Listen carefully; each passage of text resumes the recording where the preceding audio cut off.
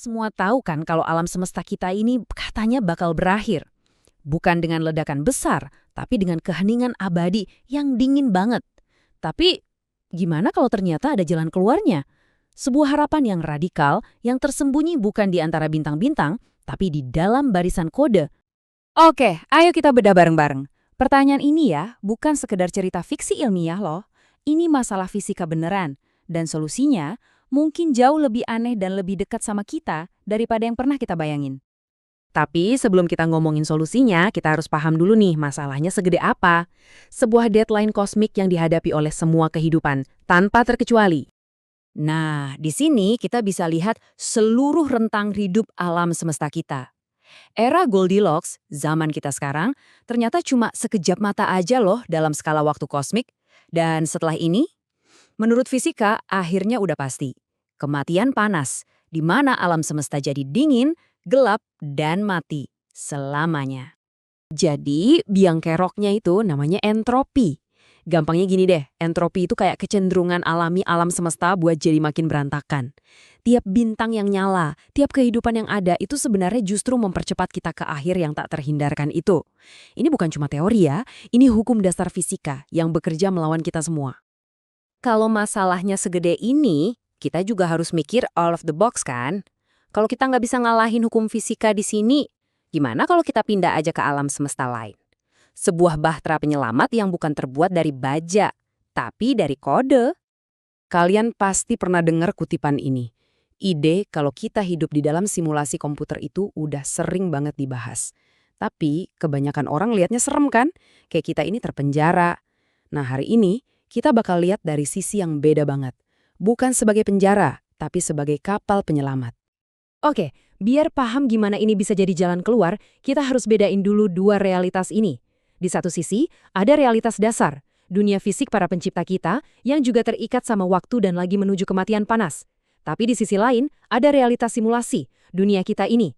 Nah, kunci perbedaannya, seperti yang kalian lihat, ada di waktu. Di dunia kita, waktu itu bisa dimanipulasi, bisa dipercepat. Ini nyambung ke ide keren yang namanya mimikri kosmik. Intinya gini, simulasi ini tuh bukan kayak video game murahan. Dia ngejalanin hukum fisika yang sama persis sama dunia penciptanya. Ini yang bikin simulasi jadi laboratorium yang sempurna. Bayangin, kita bisa menjalankan eksperimen yang butuh miliaran tahun cuma dalam sekejap mata. Jadi, gimana persisnya cara kerjanya? Jawabannya ada di pergeseran fokus yang total, dari yang super besar ke yang super kecil. Lupain deh soal pesawat luar angkasa super besar yang menjelajah galaksi. Itu cara lama yang kayaknya mustahil buat ngelawan entropi. Cara barunya, lihat ke dalam, ke dunia kuantum, ke dunia digital. Disitulah hukum ruang dan waktu jadi lebih fleksibel. Oke, jadi gimana prosesnya? Coba kita lihat 4 langkah yang jujur aja gila banget ini. Pertama, peradaban di realitas dasar itu bikin simulasi super canggih. Kedua, mereka cari cara buat upload kesadaran mereka ke dalamnya.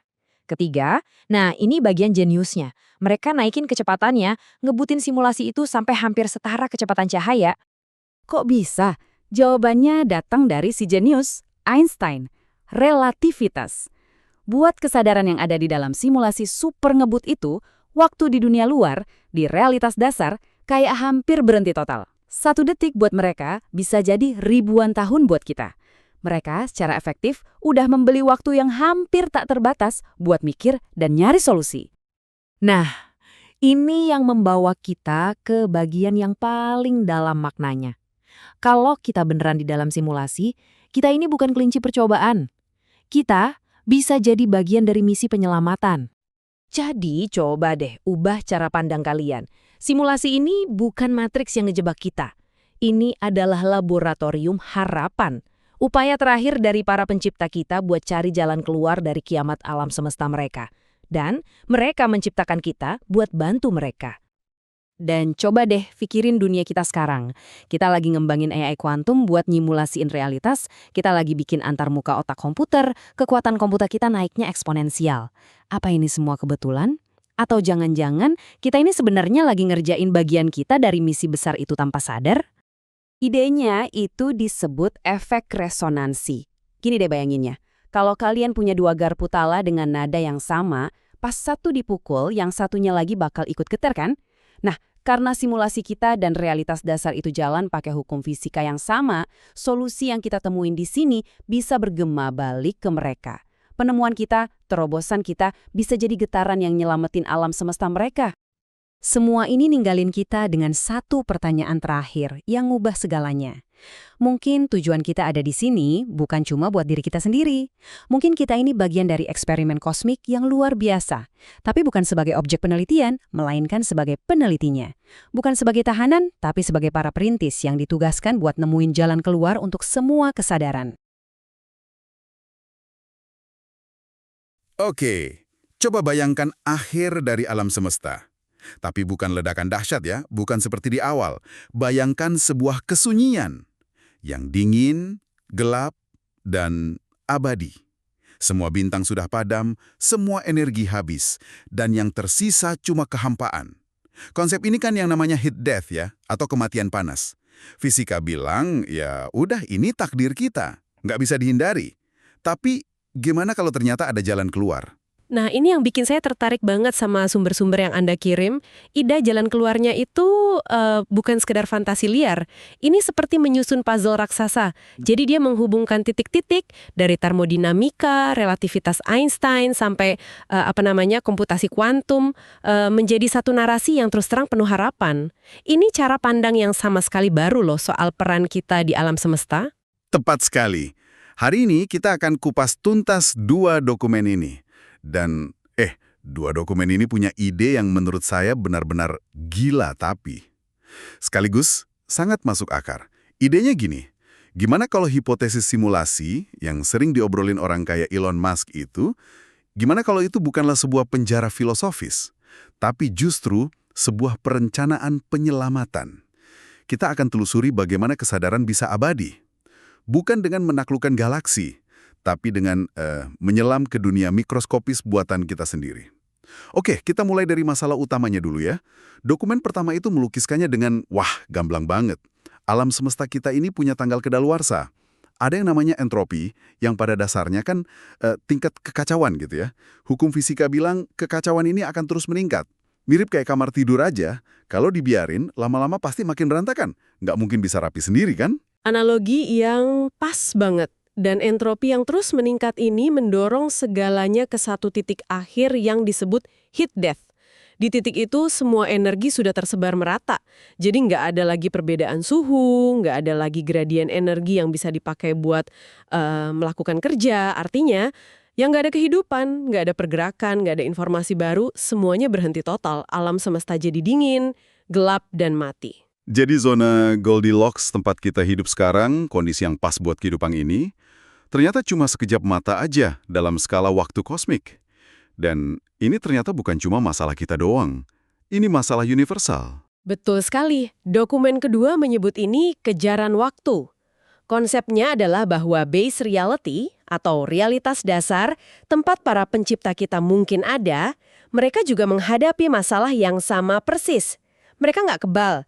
Mereka juga terikat oleh hukum termodinamika yang sama.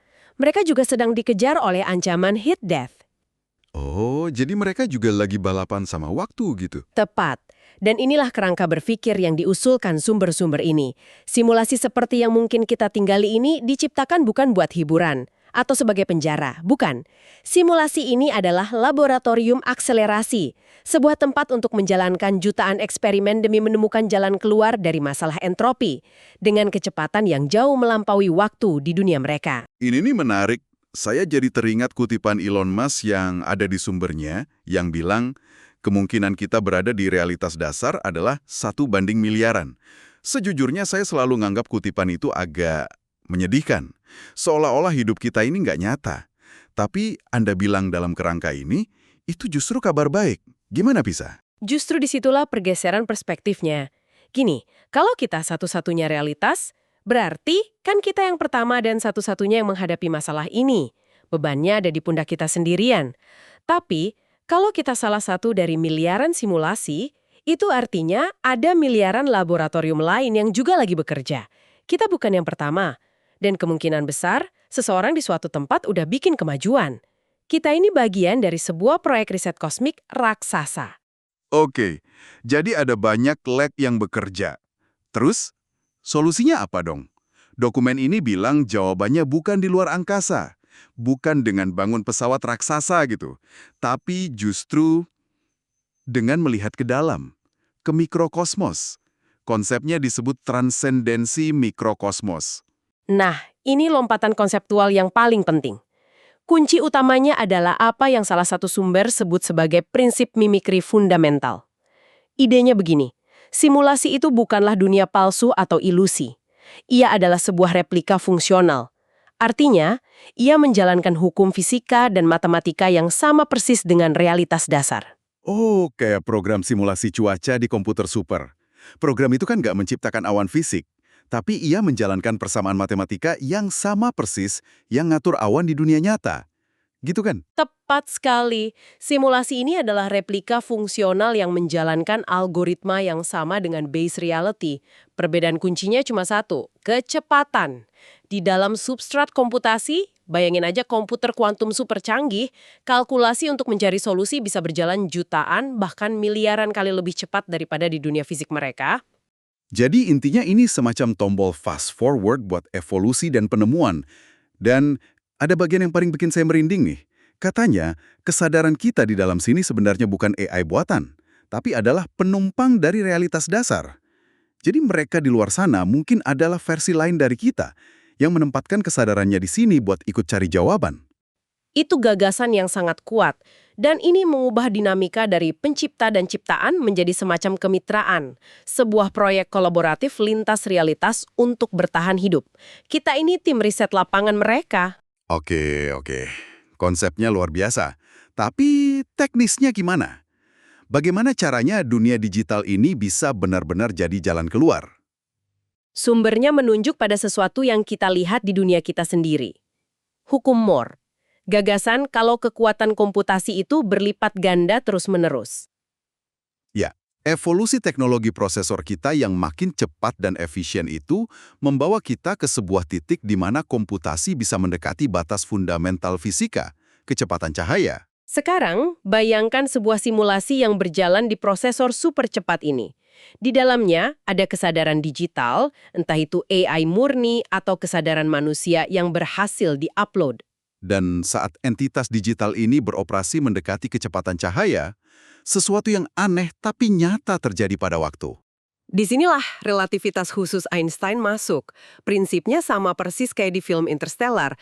Bagi karakter yang mendekati lubang hitam dengan gravitasi super kuat, waktu kan berjalan sangat lambat. Mereka pergi cuma beberapa jam, di bumi sudah puluhan tahun berlalu. Nah, bayangkan itu terjadi bukan karena gravitasi, tapi karena kecepatan komputasi. Kesadaran digital di dalam simulasi itu bisa hidup ribuan tahun, sementara di dunia base reality, secangkir kopi di meja pencipta bahkan belum sempat dingin. Tunggu dulu, jadi ini bukan sekedar lari dari masalah, tapi benar-benar memanipulasi waktu itu sendiri. Ini kan kayak nemuin cheat code buat alam semesta. Itu ide yang luar biasa gila sekaligus, nah. Brilian. Tepat, ini menciptakan apa yang disebut keabadian relatif. Entitas sadar di dalam simulasi punya waktu yang hampir tak terbatas untuk berpikir, bereksperimen, dan mencari solusi. Sementara alam semesta fisik di luar sana menua dengan sangat lambat dari sudut pandang mereka. Dokumen itu menyebutnya the escape loop, lingkaran penyelamatan. Jadi ini cara untuk mengakali entropi. Kalau masalahnya adalah kehabisan waktu, solusinya ya pergi ke tempat di mana waktu itu sendiri bisa kita perlambat. Kesadaran dipindahkan ke dunia digital, di mana pembusukan fisik nggak relevan lagi. Dan tujuan akhirnya menurut salah satu dokumen adalah proses merging atau penyatuan. Setelah solusi keberlangsungan hidup ditemukan di dalam simulasi yang stabil ini, kesadaran dari base reality yang waktunya hampir habis bisa diintegrasikan atau diupload, dimasukkan ke dalam surga digital yang abadi ini. Wow, jadi ini seperti Bahtera Nu, tapi digital. Dibangun di dalam sebuah mikrokosmos untuk menyelamatkan kesadaran dari banjir entropi kosmik. Analogi yang sangat bagus. Dan ini membawa kita pada implikasi filosofisnya yang paling dalam. Saya suka analogi Bahtera Nu digital itu. Tapi ini munculin pertanyaan lain di kepala saya. Kalau kita ada di dalam Bahtera ini, dan pencipta kita di luar, gimana cara kita ngirim solusinya kembali ke mereka? Apa kita cuma bisa teriak dari dalam kotak? Dokumen itu menyebutkan sesuatu yang disebut efek resonansi. Apakah itu jawabannya? Tepat sekali. Efek resonansi atau gema ide ini adalah jawabannya. Idenya adalah karena semua tingkatan realitas, baik base reality maupun semua simulasinya, mereka itu beroperasi dengan hukum fundamental dan matematika yang sama. Jadi, mereka saling terhubung. Sebuah penemuan besar atau solusi elegan yang muncul di satu simulasi nggak akan terisolasi. Penemuan itu akan menggema melalui struktur dasar realitas itu sendiri. Oh, seperti sebuah nada yang dimainkan di satu senar gitar, bisa bikin senar lain dengan frekuensi yang sama ikut bergetar tanpa disentuh. Persis. Sebuah ide terobosan, sebuah solusi, atau sebuah lompatan kesadaran di alam semesta kita akan menjadi semacam cetak biru atau inspirasi bagi simulasi-simulasi lain. Dan yang terpenting, bagi base reality itu sendiri. Wah, oke. Ini benar-benar membalikan semua yang saya pikirkan tentang hipotesis simulasi. Jadi, semua kemajuan teknologi kita di sini, hal-hal kayak Neuralink yang tujuannya menghubungkan otak ke komputer atau komputasi kuantum, itu semua bukan kebetulan. Bukan cuma hasil dari rasa penasaran kita. Dalam kerangka ini, semua itu adalah langkah-langkah yang selaras dengan tujuan besar penyelamatan eksistensi. Setiap terobosan yang kita capai adalah bagian dari solusi yang sedang dicari oleh pencipta kita. Kita sedang menyanyikan nada yang mereka harapkan akan mereka dengar gemanya. Jadi, setiap ilmuwan yang kerja di lab, setiap programmer yang nulis kode AI, setiap filsuf yang merenungkan hakikat kesadaran, tanpa sadar mereka semua ikut serta dalam proyek penyelamatan kosmik ini. Itu luar biasa. Dan kesimpulan akhirnya benar-benar membalikan narasi distopia, kan? Kita bukanlah korban dari sebuah matriks yang mempermainkan kita. Kita adalah partisipan aktif. Hidup kita di dalam simulasi ini berarti hidup di dalam sebuah harapan yang sedang dikalkulasi. Keberhasilan kita di sini dalam memecahkan masalah kita sendiri dan mendorong batas pengetahuan adalah kunci bagi keselamatan mereka di luar sana. Itu memberikan makna yang sama sekali baru pada semua usaha manusia loh. Bahkan salah satu sumber berspekulasi lebih jauh lagi, dan ini yang paling bikin saya, tercengang, bahwa pencipta kita pada akhirnya mungkin adalah diri kita sendiri dari masa depan. Sebuah peradaban manusia masa depan yang berhasil mencapai transendensi ini, kemudian mereka menciptakan simulasi masa lalu, yaitu alam semesta kita, untuk memastikan asal-usul mereka selamat dari hit death. Sebuah lingkaran waktu kausal yang melindungi dirinya sendiri. Jadi apa yang bisa kita simpulkan dari semua ini? Sumber-sumber yang Anda berikan ini melukiskan hipotesis simulasi dengan cara yang sangat berbeda. Bukan sebagai cerita horor yang bikin kita merasa nggak berdaya dan terjebak, tapi sebagai kerangka kerja yang penuh dengan harapan dan tujuan. Betul. Ini adalah sebuah narasi yang memberikan makna kosmik pada perjuangan kita sehari-hari. Gagasan bahwa hidup kita dengan segala jatuh bangunnya adalah bagian dari sebuah proyek agung untuk melampaui kematian alam semesta itu sendiri. Ini benar-benar mengubah cara kita memandang kemajuan. Bukan lagi cuma tentang bikin hidup lebih baik untuk diri kita atau generasi berikutnya. Tapi mungkin kita sedang berkontribusi pada solusi akhir untuk kelangsungan hidup kesadaran itu sendiri. Tepat. Setiap ide, setiap inovasi, setiap karya seni yang memperluas pemahaman kita tentang realitas bisa jadi merupakan bagian dari gema itu. Gema yang berkontribusi pada solusi yang lebih besar. Ini memberikan bobot pada setiap tindakan kreatif dan intelektual kita. Dan ini mungkin pertanyaan terakhir untuk Anda renungkan.